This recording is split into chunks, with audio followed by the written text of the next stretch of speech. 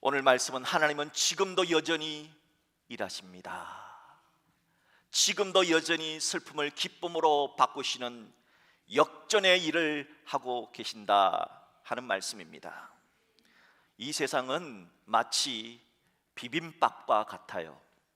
그래서 어떤 사람은 성공하기도 하고 또 누군가는 실패하기도 합니다. 그래서 이 세상엔 누군가는 건강하고 누군가는 아프기도 합니다. 그래서 이 세상에는 누군가는 웃고 또 누군가는 울기도 합니다. 이 세상에는 그래서 누군가는 행복하기도 하고 어떤 사람은 불행하기도 합니다. 하지만 과연 저 세상에서도 그러할까요? 아닙니다. 절대 그렇지가 않습니다.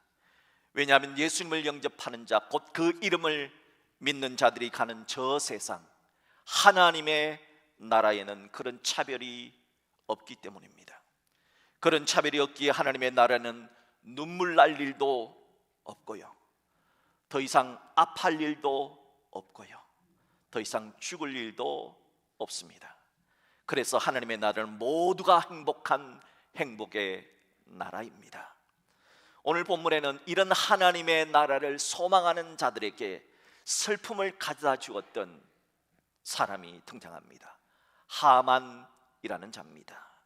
하지만 오늘 본문에는 그와 반대로 슬픔을 기쁨으로 바꾸는 그런 사람도 등장합니다. 바로 모르드게와 에스더입니다. 저는 오늘 그 슬픔을 기쁨으로 바꾼 축복의 통로가 된 모르드게와 에스더를 통해 지금도 여전히 일하시는 하나님이라는 주제로 말씀을 나누고자 합니다.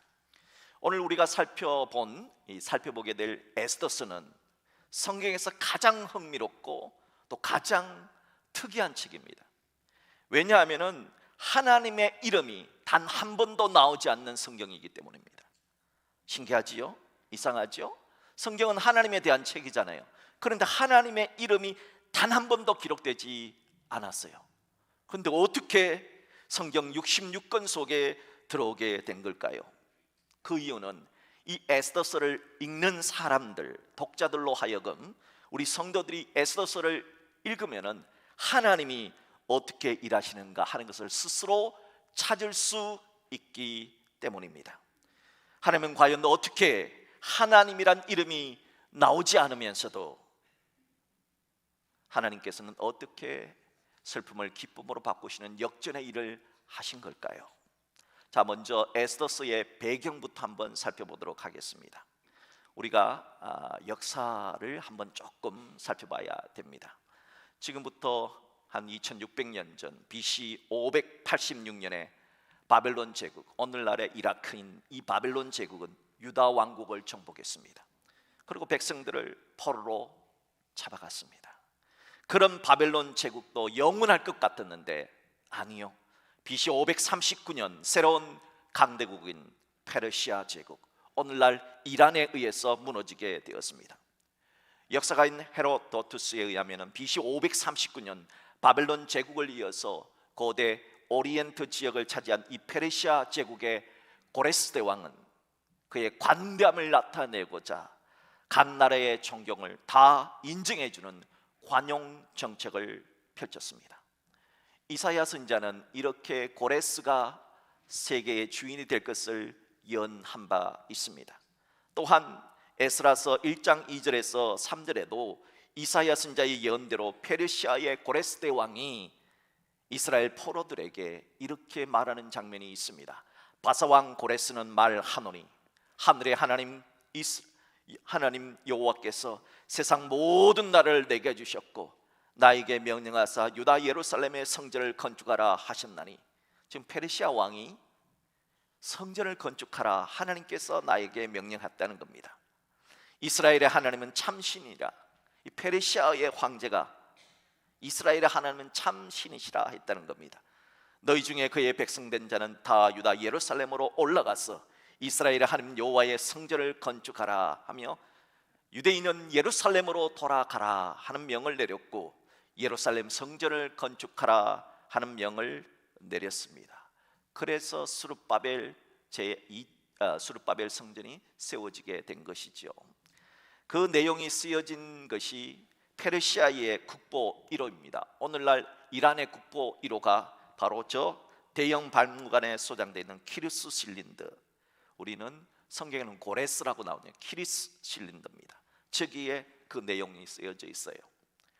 안타깝게도 페르시아 제국의 보물, 이란의 보물 1호가 대형 박물관에 있다는 사실이 좀 안타깝지요. 이 고레스 대왕의 칙령에 의해서 많은 유다 백성들은 70년 포로 생활을 끝내고 그리운 고국으로 돌아갔습니다. 하지만 여러 가지 이유로 고국으로 돌아가지 못한 채 페르시아 제국에 남아서 살았던 사람들도 있었습니다. 이 에스더서는 고국으로 돌아가지 못한 채 페르시아 제국에 남아있는 자들에게 큰 슬픔, 하만이라는 사람에 의해서 유대 민족 전체가 학살을 당하게 될 그 슬픔이 어떻게 기쁨으로 바뀌게 되었는가 하는 것을 기록한 성경책입니다. 과연 그때 어떤 일들이 일어났을까요? 당시에 페르시아 제국의 왕은 페르시아 제국의 전성기를 이룬 다리우스 1세의 아들 아하수에로 왕입니다.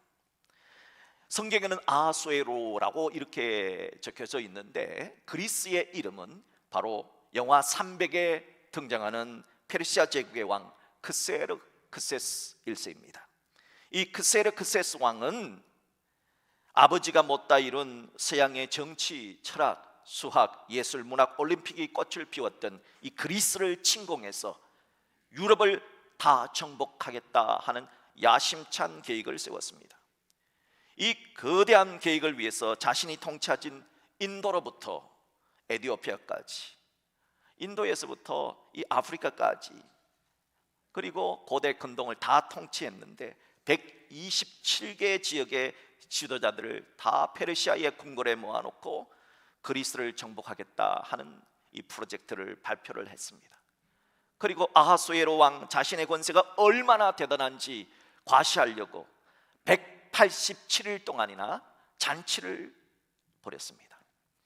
술에 취한 왕은 흥겨운 시간을 보내고 있던 가운데 왕은 자신이 얼마나 아름다운 여인과 얼마나 아름다운 왕비와 함께 살고 있는가 자랑을 하려고 왕비를 불러냈습니다. 그런데 이 왕비가 자존심이 상했던지 나 안 나갈래요, 내가 무슨 인형입니까? 하면서 단방에 거절해버린 겁니다. 이에 아하수에로 왕은 너무 화가 났습니다. 감히 왕의 권위를 떨어뜨렸다 하는 이유로 그녀를 폐위시켜 버린 것입니다. 자, 이런 후에 BC 480년 9월 22일 아하수에로 왕은 영화 3부에 나오는 것처럼 페르시아 대군을 이끌고 그리스 원정을 나섰습니다. 하지만 살라미스 해전에서 그리스군은 완전히 대패를 하고 말았습니다. 큰소리 뻥뻥 치면서 나갔는데 패하고 돌아온 아하수에로 왕, 그는 그날부터 울적한 심정으로 날마다 술을 마시며 살고 있었습니다. 이것을 지켜본 신하들은 더 이상 비어있는 국모의 자리를 빨리 메꿔야 된다, 왕에게 안정을 취할 수 있도록 해야 한다 하면서 페르시아 제국의 새로운 왕후를 맞아들이게 합니다. 그때 새로운 후보 왕후의 후보 중에 부모가 없이 자랐던 에스더, 이 사촌 여동생 에스더를 친딸처럼 키웠던 유대인 모르드게가 왕비 후보에 이 에스더를 보낸 겁니다. 에스더는 자신의 유대인임을 숨기라 하는 오빠의 말처럼 자신이 소수민족 출신인 것을 숨깁니다. 그런데 에스더가 왕의 눈에 탁 띄어서 새로운 페르시아 제국의 왕비가 된 것입니다. 이것은 당시의 역사적 정황과 매우 일치합니다. 어떻게 해서 부모가 없이 자라난 에스더가, 그것도 소수민족 유대민족 출신인 에스더가 왕비가 된 것일까요? 과연 이것이 우연히 일어난 일일까요? 아니면 하나님의 섭리가 있었을까요?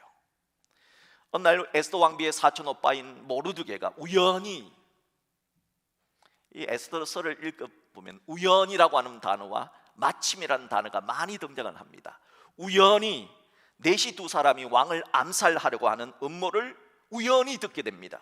그리고 왕의 암살 음모를 에스더 왕비에게 말해줍니다. 왕은 이것이 사실인가 조사를 명했습니다. 조사 결과 모르드게의 말이 맞았습니다. 그리하여 암살을 도모했던 내시 2명을 처형하고 제보자인 모르드게의 이름을 궁중일기에 기록하게 했습니다. 과연 모르드게가 우연히 암살 소식을 들은 걸까요? 그래서 왕의 목숨을 살려준 것일까요? 왕의 궁중일기에 우연히 기록된 것일까요? 아니라면 도대체 하나님은 무슨 일을 하시려고 이렇게 역사를 섭리하신 걸까요? 이때 등장하는 사람이 바로 하만이라는 사람입니다. 아주 악인 중에 악인이지요. 이 하만은 페르시아 사람, 이란 사람이 아닙니다. 하만이라는 사람은 가나안 사람, 아말렉 왕 아각의 후손입니다. 우리가 출애굽기 17장에 의하면 아말렉이라는 족속이 나옵니다. 이 아말렉은요, 약속의 땅을 향해 전진하던 출애굽한 이스라엘 백성들을 뒤에서 공격했던 아주 비겁한 민족이었습니다.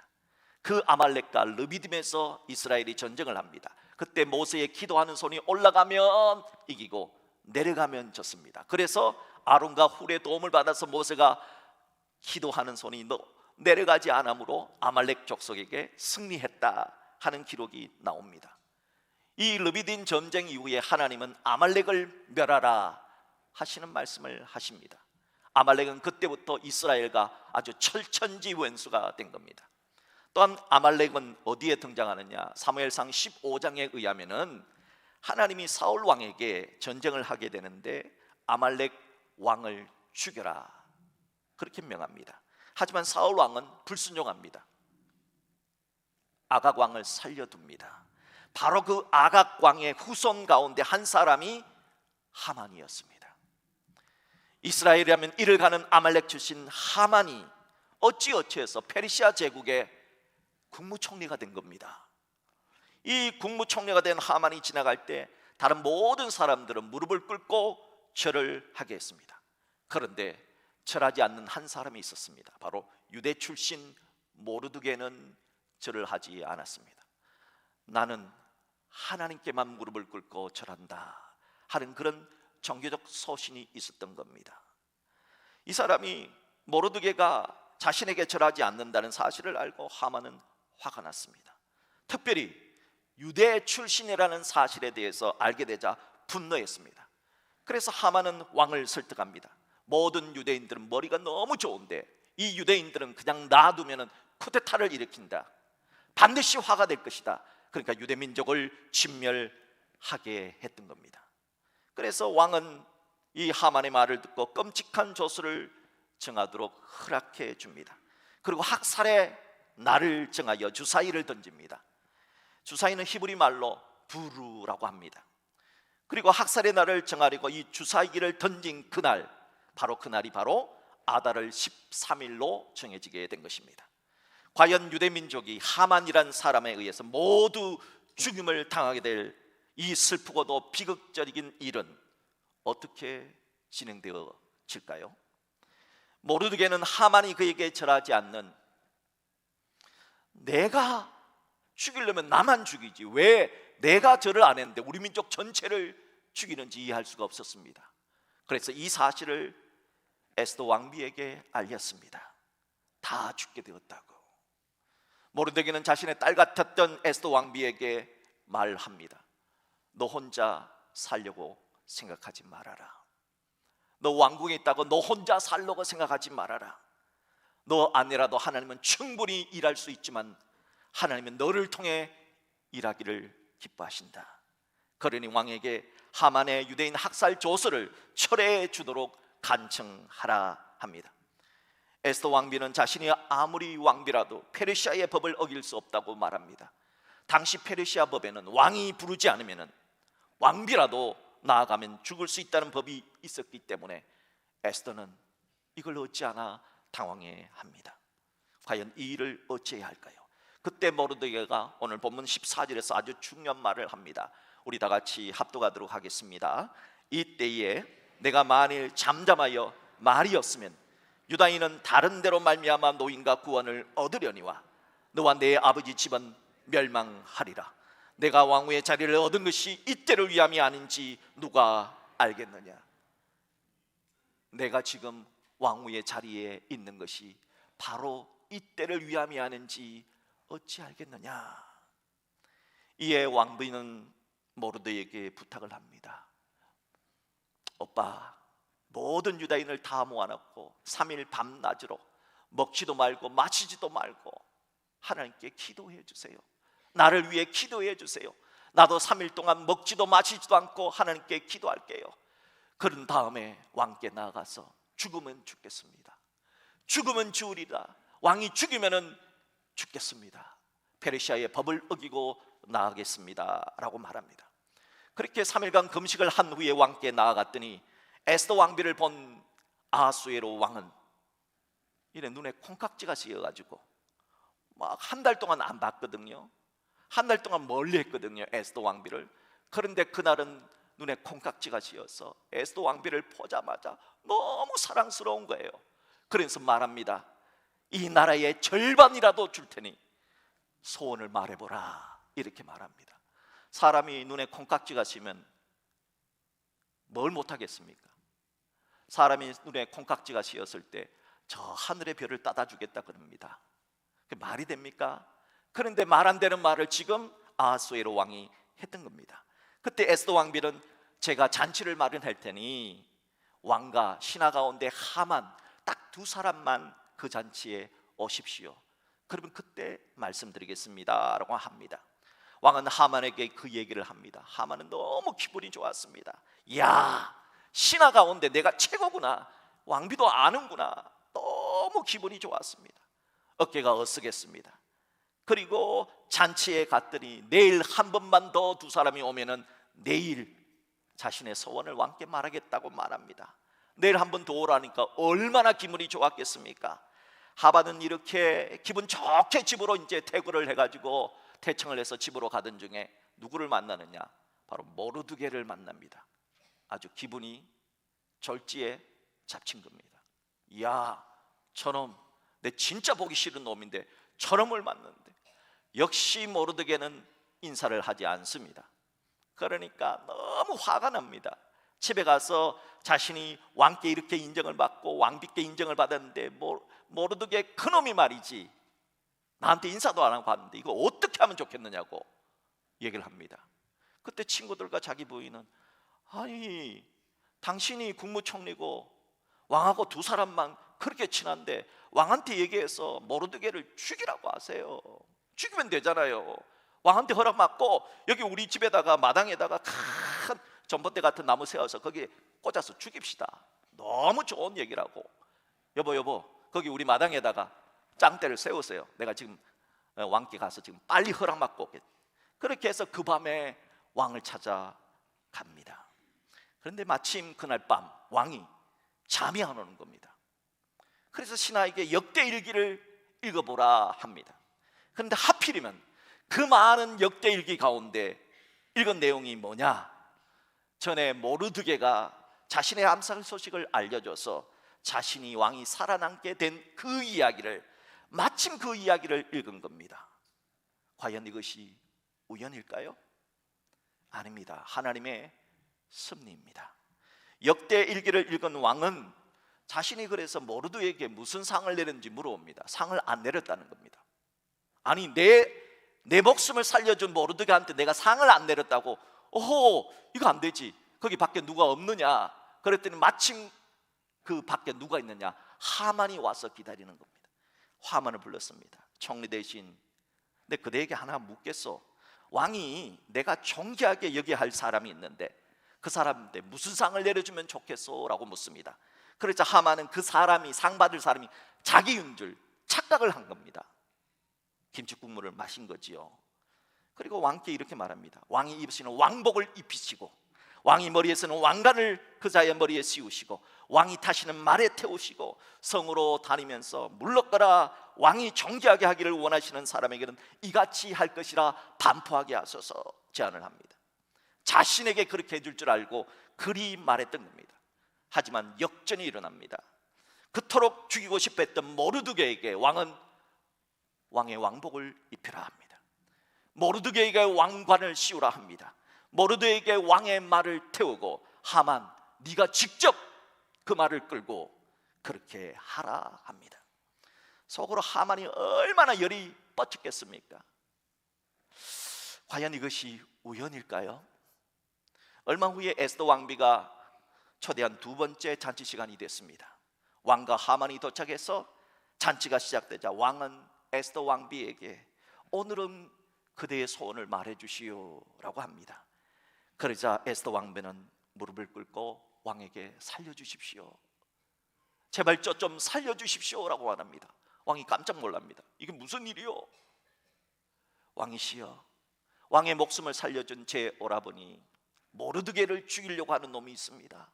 그리고 저를 죽이고 우리 민족 전체, 유대 민족 전체를 학살하려고 하는 그 놈이 있습니다.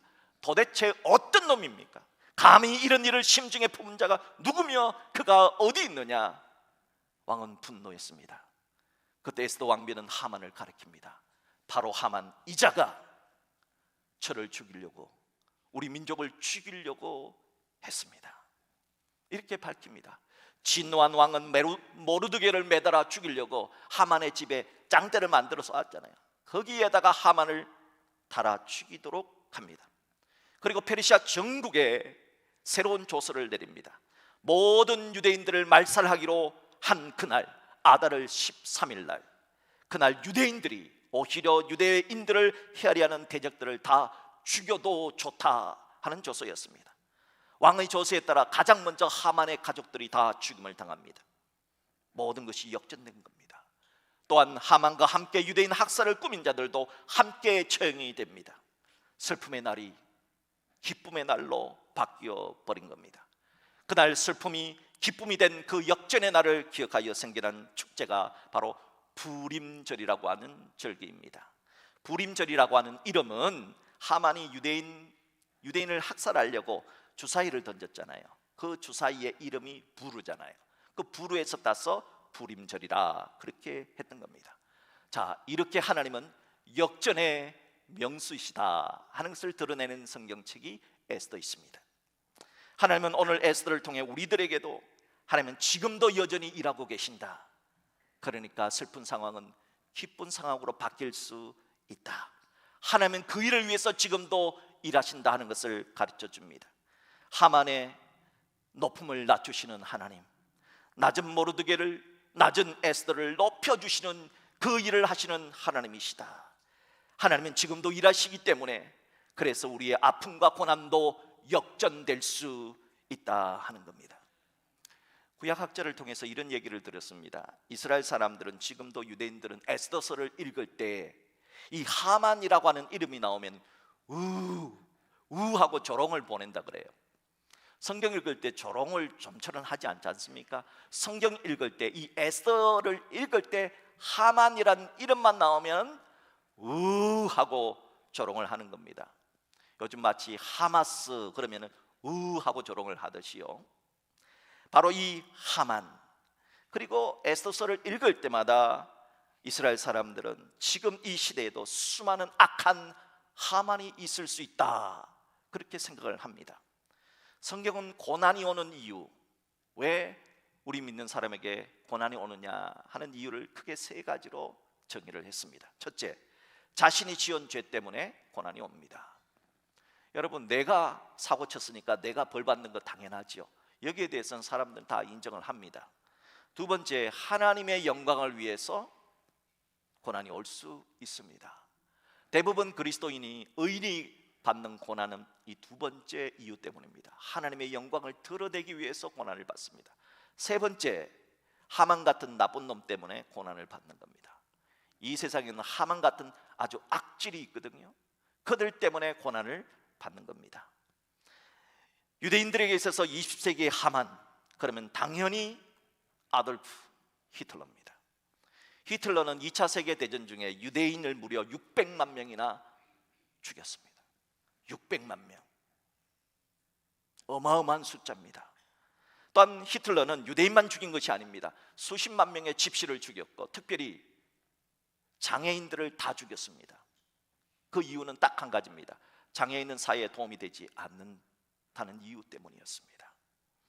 그들을, 수백만 명의 약자들을 가스실에서 아주 조직적으로 학살한 아돌프 히틀러, 그는 하만입니다. 1971년부터 또 1979년까지 아프리카의 우간다의 국민 가운데 50만 명을 학살했던 우간다의 독재자 이디 아민이 있습니다.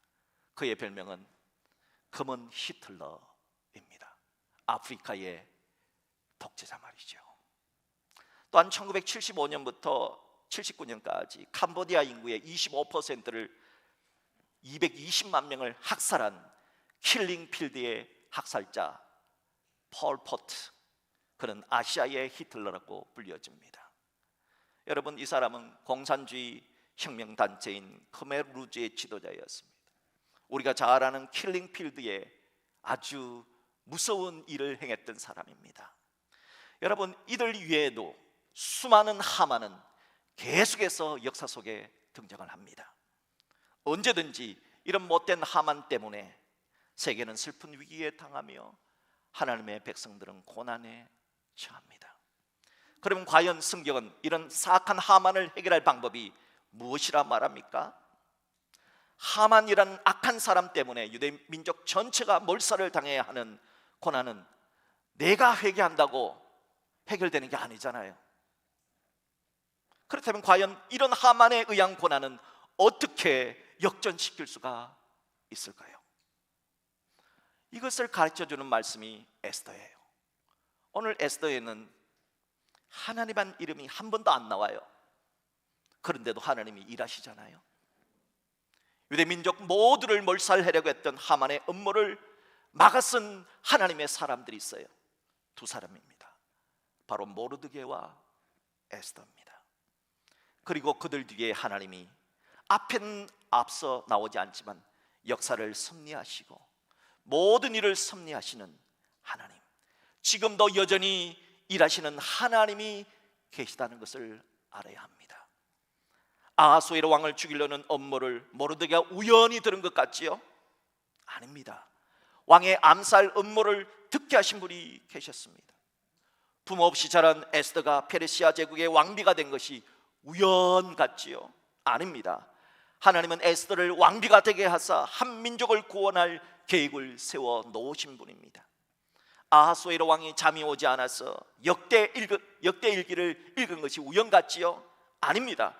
하나님은 그 밤에도 일하셨습니다. 주무시지도 아니하시고 일하시는 하나님이 계셨기에 하필이면 모르드게가 왕을 살려준 기록을 읽게 하신 겁니다. 30일 동안이나 에스더 왕비를 멀리했던 왕이 에스더 왕비가 3일 금식한 후에 죽으면 죽으리이다 결단하고 나왔을 때 에스더 왕비를 볼 때 눈에 콩깍지를 씌워주신 것이 우연 같지요? 아닙니다. 하나님이 왕의 눈에 콩깍지를 씌워주신 것입니다. 왕의 마음에 더욱 사랑의 마음이 들게 하신 것입니다. 그러므로 하나님은 우리 눈에 보이지 않지만 지금도 일하심을 믿어야 합니다. 사랑하는 성도 여러분, 내가 지금 눈물 흘리고 아파하고 고난 중에 있다고 너무 자신의 모습만을 보면서 낭망하지 마십시오. 하나님은 지금도 일하십니다. 하나님은 역사를 섭리하시고 지금도 일하심을 믿으십시오. 그리고 하나님은 하나님의 사람들, 슬픔을 기쁨으로 바꾸는 하나님의 사람들, 모르드게와 에스더 같은 사람을 통해서 일하십니다. 여러분, 슬픔을 기쁨으로 바꾸는 사람. 그래서 제가 가만히 생각해 보니까 첫 글자를 따니까 슬, 두 번째 기, 슬기로운 신자구나. 여러분, 하나님은 슬기로운 신자와 함께 일하십니다. 미국 플러신학교의 신학자인 김세윤 박사는 아주 의미심장한 말을 했습니다. 내가 죄를 지으면, 여러분, 내가 죄를 지으면은 누가 고난을 받느냐? 이웃이 고난을 받는다는 겁니다. 반대로 내가 의를 행하면은 이웃이 반드시 복을 받게 되어 있습니다 하는 겁니다. 참 이상하죠? 여러분, 만약 지금 여러분이 행복을 누리고 있다면은 여러분이 잘해서 행복을 누리는 게 아니고요, 여러분 주위에 있는 누군가가 의를 행하기 때문에 여러분이 그 행복을 누리고 있다는 걸 알아야 합니다. 만약 지금 여러분이 고난이 있다면 여러분이 죄를 지어서가 아니고 누군가 주변에 있는 사람이 죄를 지었기 때문에 여러분의 고난 속에 있다는 것을 알아야 합니다. 이 말씀을 통해서 우리에게 주시는 메시지가 뭘까요? 너는 어떤 사람이냐? 너 때문에 다른 사람이 행복하느냐? 너 때문에 다른 사람이 울고 있느냐? 사랑하는 성도 여러분, 여러분 때문에 다른 사람이 웃을 수 있었으면 좋겠습니다. 여러분 때문에 다른 사람이 행복할 수 있었으면 좋겠습니다. 여러분, 엄마는 자녀를 위해서 밤잠을 자지 않지 않습니까? 엄마는 자녀들에게 더 많이 자라고 새벽 일찍 일어나서 밥을 짓고 옛날엔 연탄을 가리고 하지 않습니까? 엄마의 수고와 고난이 있었기에 자녀가 더 많이 잘 수 있고 더 행복을 누릴 수 있는 것 아닙니까? 오늘 내가 누리는 행복은 나의 것이 아니라 내 주변에 있는 누군가 의를 행하기 때문이라는 것을 잊지 말라는 겁니다. 오늘 우리들이 부르게 될 결단의 찬양, 주가 일하시네 라는 찬양의 가사에 이런 내용이 있습니다. 날이 저물어 갈 때, 빈들에서 걸을 때, 그때가 하나님의 때라는 겁니다. 내 힘으로 안 될 때, 빈손으로 걸을 때, 세상에서는 우리가 그걸 실패라고 합니다. 하지만 그때 내가 고백해, 여호와 이래, 여호와 이래, 하나님이 준비해 주실 거야. 하나님 나를 도와주실 거야. 그렇게 신뢰하며 절대 믿음을 가지고 살라는 겁니다. 그러면 주가 일하시네. 왜 그런 일이 일어납니까? 주가 일하시네. 주께 아끼지 않는 자에게 주가 일하시네, 주가 일하시네. 그렇기 때문에 주님에 대한 절대 믿음을 가지고 신뢰하며 인생을 걸어가라는 것입니다. 그렇습니다. 아무리 날이 저물어 가고 아무리 빈들에서 나홀로 걷는 것 같은 외로움이 있을지라도, 내 힘으로 도저히 안 되고 아무것도 없는 빈손으로 살아갈지라도, 그때도 주님은 여전히 나를 위해 일하고 계십니다. 주님은 주님을 신뢰했던 모르드게와 에스더와 같은 슬기로운 사람들, 슬픔을 기쁨으로 바꾸는 그 사람들과 함께 일하고 계십니다. 그렇게 주님이 일하시기 때문에 그래도 이 세상은 살맛이 나는 겁니다. 그렇게 주님이 일하심으로 그래도 이 세상이 아름다운 것입니다. 그러므로 이 세상에 여전히 수많은 사악한 하만이 존재할지라도 여러분 낭망하지 마시고 힘내시고, 하만의 역사는 반드시 실패로 끝난다는 사실을 믿고 지금도 일하시는 하나님과 함께 더불어서 하나님의 마음을 가지고 슬픔을 기쁨으로 바꾸는 슬기로운 신자가 바로 여러분이 되실 수 있기를 주의 이름으로 축복합니다. 여러분 때문에 이번 한 주간도 누군가가 행복해지기를, 여러분 때문에 누군가가 얼굴에 미소를 지을 수 있기를 주님의 이름으로 축복합니다.